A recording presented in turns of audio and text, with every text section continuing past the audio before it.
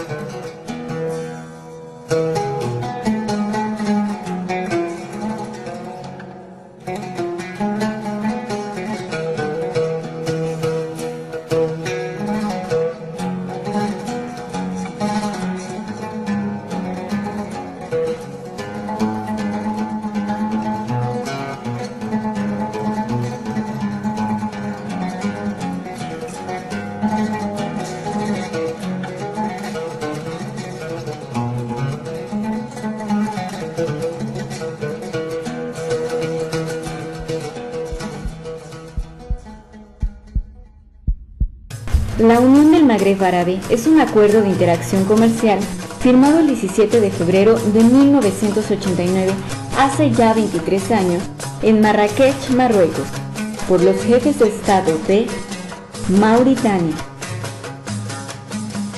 Argelia, Libia,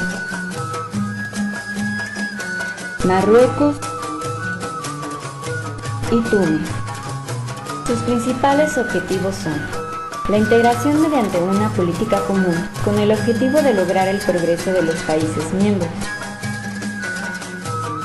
la libre circulación de personas, de servicios, de mercancías y de capital, lograr la conformación de un mercado común magrebí, abordar de un modo coordinado las negociaciones con la Comunidad Económica Europea.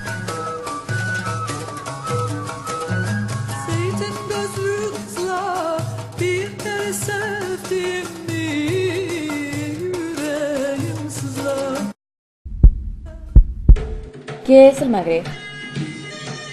El Magreb es una zona territorial ubicada al norte del continente africano, entre el Océano Atlántico al oeste y Egipto del este, limitada al norte por el mar Mediterráneo y al sur por el desierto del Sahara.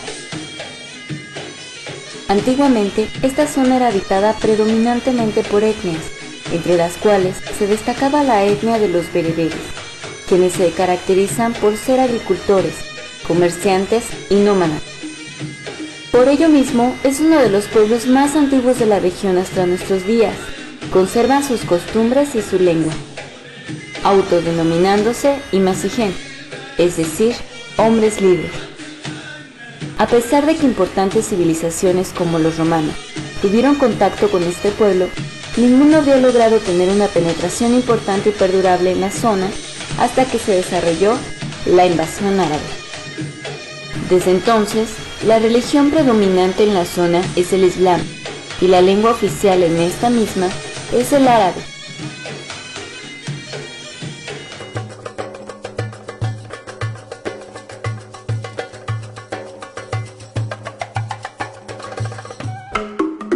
Si por colonialismo entendemos oficialmente un periodo que se inicia en 1884 con la Conferencia de Berlín, donde las potencias europeas se reparten el continente africano, las revisiones críticas del fenómeno lo hacen remontarse hasta el siglo XV y al primer gran encuentro entre África y Europa.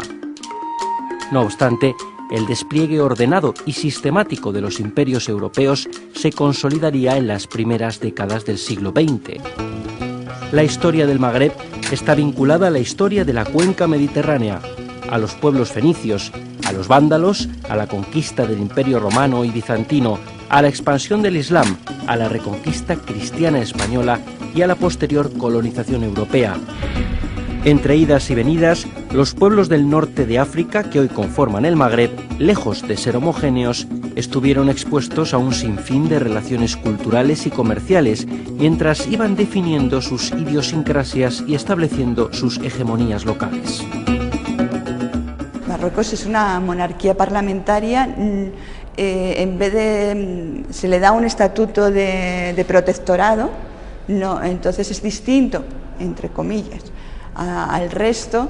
Además, Marruecos, por ejemplo, se divide entre España y Francia. Tiene una ciudad como Tánger, que es una ciudad internacional, con un estatuto propio. Y luego una dinastía que la dinastía Alauís se asienta mucho ya después de la independencia. No ocurre igual en Túnez, que tiene un momento de monarquía después de la independencia, pero luego pasa a ser república. La expansión de los conflictos de la Segunda Guerra Mundial alcanzaría enclaves estratégicos en el norte de África y tendría su contrapartida en las primeras manifestaciones nacionalistas contra el gobierno español y francés, mientras el engranaje colonial británico avanzaba en el África subsahariana. Cuando hablamos del Magreb, nos referimos a una realidad social muy compleja que abarca 3 países del norte de África: Argelia, Túnez y Marruecos, diferenciándolo del Gran Magreb, que incluye además a Mauritania, Libia y el Sáhara Occidental.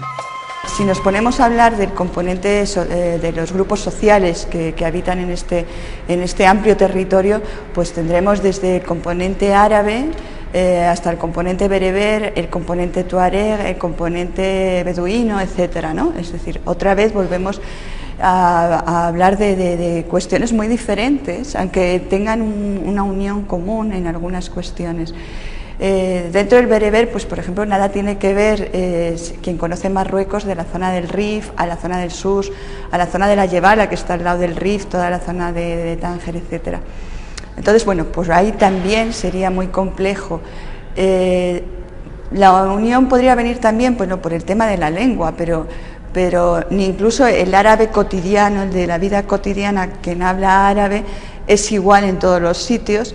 Sí hay un árabe clásico, un árabe más culto, pero luego estarían todas las lenguas bereber con una reivindicación cada vez mayor por el tema nacional. El hecho colonial es el que es más reciente y está en la memoria, pues, de todos los que lo vivieron, es decir, sobre todo de los marroquíes, de los argelinos y de los tunecinos, y de aquellas personas que fueron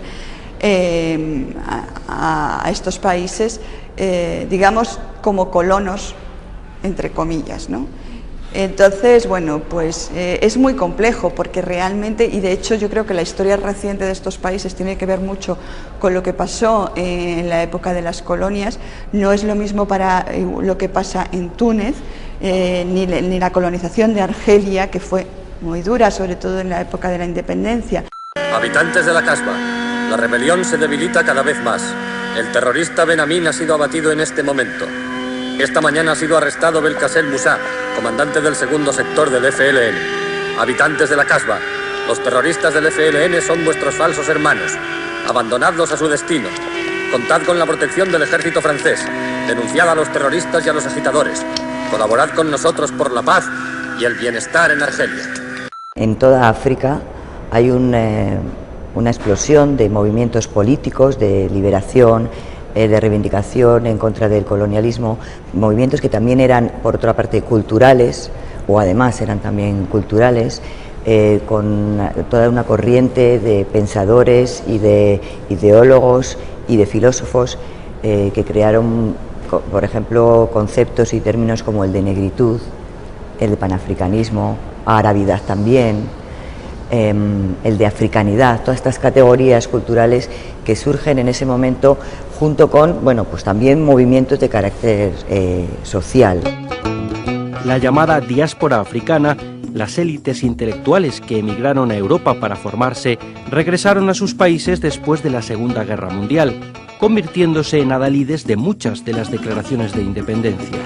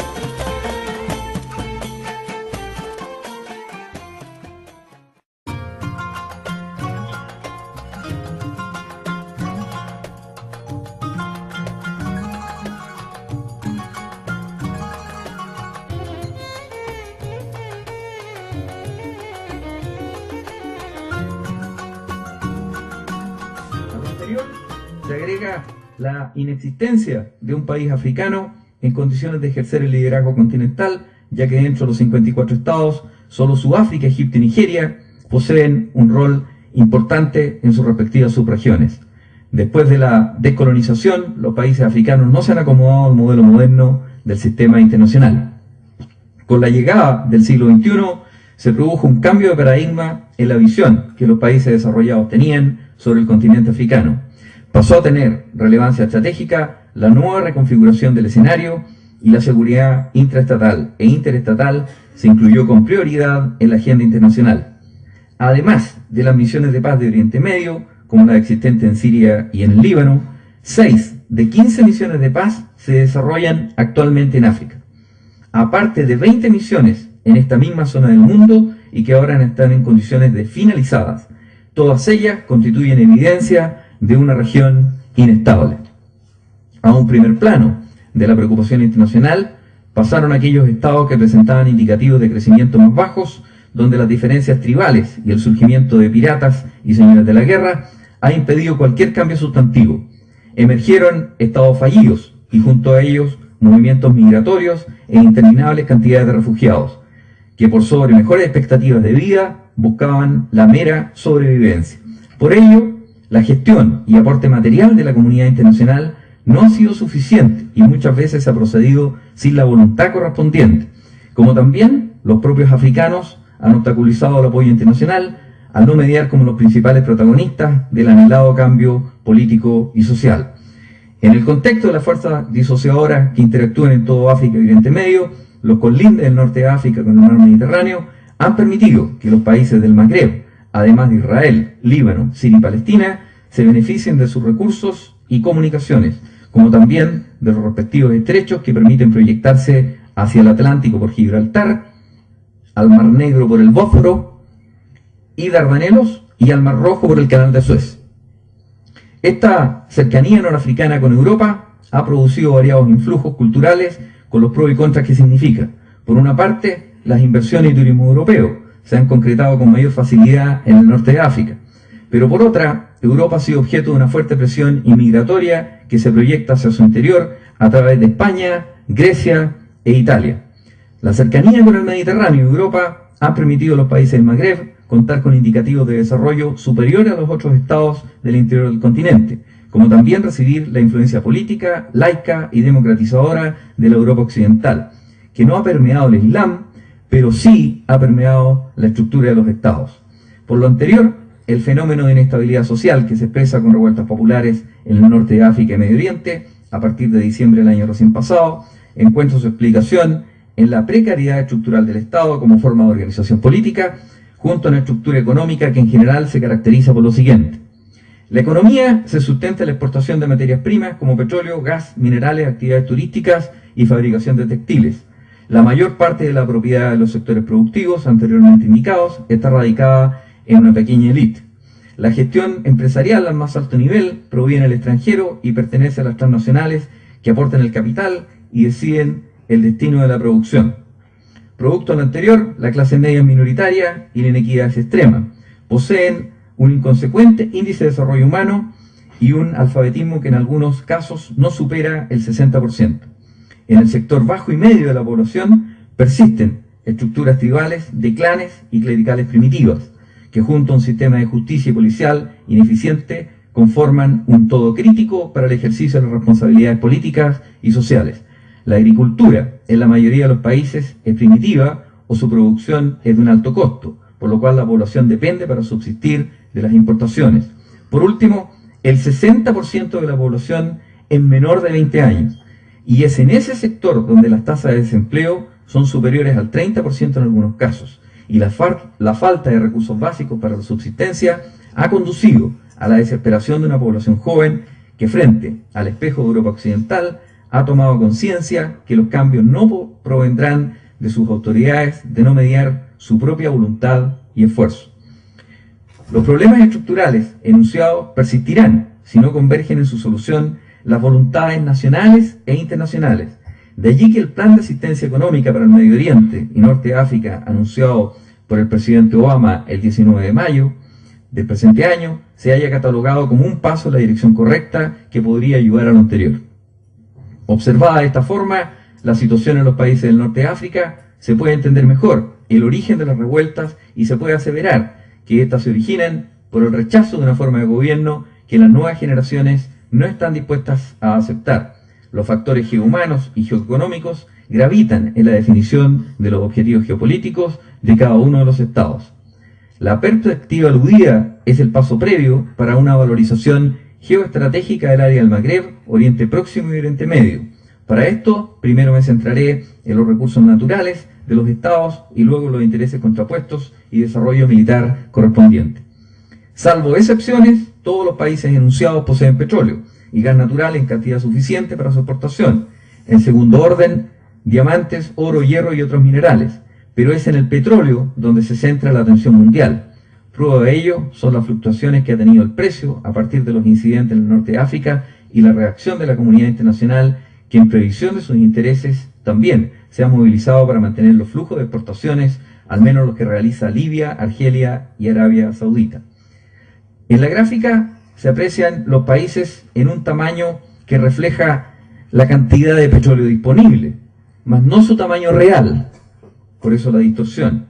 El petróleo ha permitido al mundo árabe significativos ingresos, pero también ha contribuido a su desgracia, produciendo desequilibrios sociales que en algunos casos han vuelto a los países más pobres lo que eran hace 20 años. A primera vista, la cantidad de petróleo en África no es determinante en la producción mundial, ya que solo representa el 13% del total, y las reservas africanas declaradas ascienden al 10% de las mundiales. Pero el interés internacional está en que se presume la existencia de yacimientos sin descubrir y el aumento de los existentes. La mayor producción se concentra en la costa mediterránea, principalmente en Argelia y Libia. Sin embargo, el futuro está en el Golfo de Guinea, país desde el que Chile ya ha importado gas natural. El petróleo de África, en general, representa un porcentaje considerable para la economía de los Estados Unidos y de China.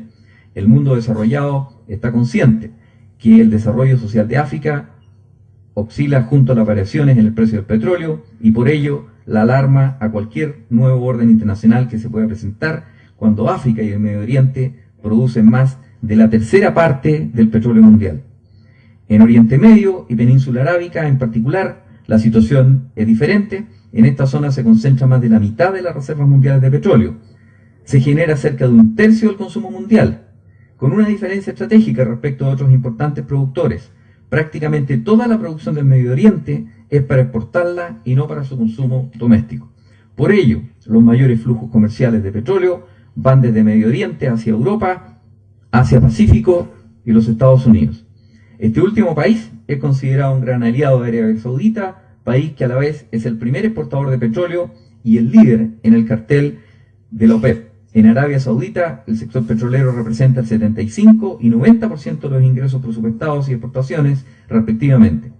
Gracias a su petróleo, Arabia Saudita posee importantes aliados internacionales, pese a estar regido por una monarquía del tipo absolutista.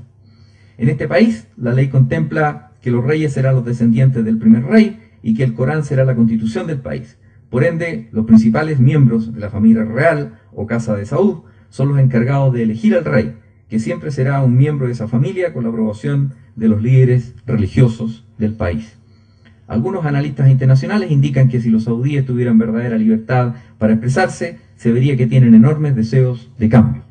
Más al oeste, particularmente en Pakistán, que significa tierra de pureza, la situación es estratégicamente incierta, no tan solo por sus relaciones con la India, China, Afganistán e Irán, sino por su propia situación interna, donde conviven más de 170 millones de habitantes, la mayoría musulmanes, y de los cuales solo el 50% está alfabetizado. El país ejerce un control de facto sobre las partes occidentales de la región de Cachemira, que se encuentra organizada en dos entidades políticas separadas, Cachemira Azad y los territorios del norte, que son reclamados a su vez por la India. Con estos desafíos estratégicos, unidos a las interferencias políticas internas, el país no ha podido superar sus índices de pobreza y creciente descontento popular.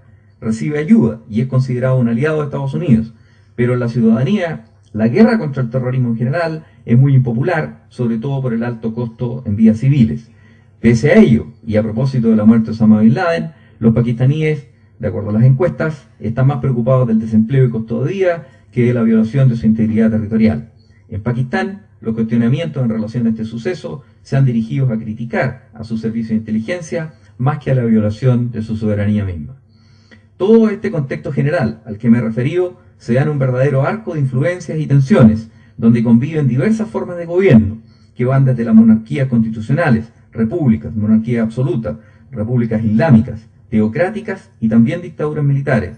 Se agrega a ello una inversión en defensa que varía entre el 11,2% y el 1,3% del Producto Interno Bruto. Claramente, los países con un mayor gasto militar son Arabia Saudita y Omán, y los con un menor gasto, Túnez y Libia. En esta disímil configuración sobresalen otros desafíos estatales que permiten cerrar el cuadro de intereses nacionales. Argelia, con una fuerza militar de 147.000 hombres y un gasto en defensa del 3,3% del PIB, negocia a la fecha la compra de aviones de combate rusos, defensas antiaéreas y otras armas por un valor de 7.500 millones de dólares. En este país, los combustibles fósiles son la principal fuente de ingresos y posee reservas probadas de 161,7 billones de pies cúbicos de gas natural. Es el octavo país del mundo con mayores reservas de este combustible. Túnez, con una fuerza militar de 35.800 hombres y un gasto en defensa del 1,4% del PIB, tiene previsto contar con 2 plantas nucleares que estarían operativas en 2019, siendo Francia el promotor de las plantas de energía nuclear y traspaso de tecnología a ese país. Egipto, con una fuerza militar de 468.500 hombres y un gasto en defensa de 3,4% del PIB, que en el gobierno de Hosni Mubarak fue el aliado más cercano de Israel en la guerra contra Hamas en Gaza y permitió frenar el impulso de Irán por una hegemonía regional, ahora su preocupación estratégica se volcó principalmente a la secesión de Sudán, su vecino del sur, como también que Libia, su vecino del oeste, pueda eventualmente dividirse en componentes tribales. Libia, con una fuerza militar de 76.000 hombres y un gasto en defensa del 3,9% del PIB, posee el índice de desarrollo humano más alto de África y pese a sus favorables indicativos sociales, es el país donde los enfrentamientos están fuera de control y donde ha debido involucrarse la Organización de Naciones Unidas y particularmente la OTAN. Pese a que la fuerte represión en Libia no tiene comparación, en Siria, con una fuerza militar de 325.000 hombres y un gasto en defensa del 5,9% del PIB, la situación es sensible. A la fecha han muerto más de 1.000 personas. La gravedad de la situación está en aumento y las sanciones se han limitado a la fecha solo a algunos bloqueos económicos. En general, la asimétrica cantidad de fuerza militar de la región en estudio es la que se indica en la diapositiva.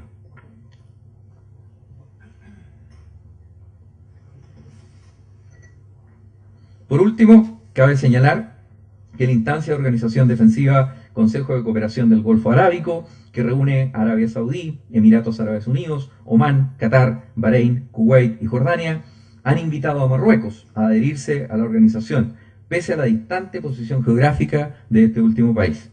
Conclusiones.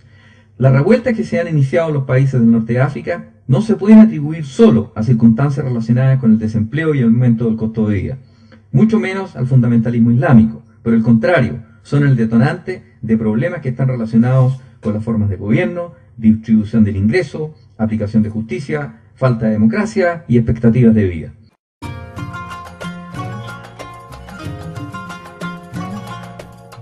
Esta unión no cumplió con los objetivos establecidos, puesto que no se logró la coordinación de las políticas comerciales, ni aún cuando apareció la Asociación del Euro-Mediterráneo en marzo de 1998, en la cual los países del Magreb no llegaron a acuerdos concretos y solo se contribuyó a la misma debilitación de la UMA.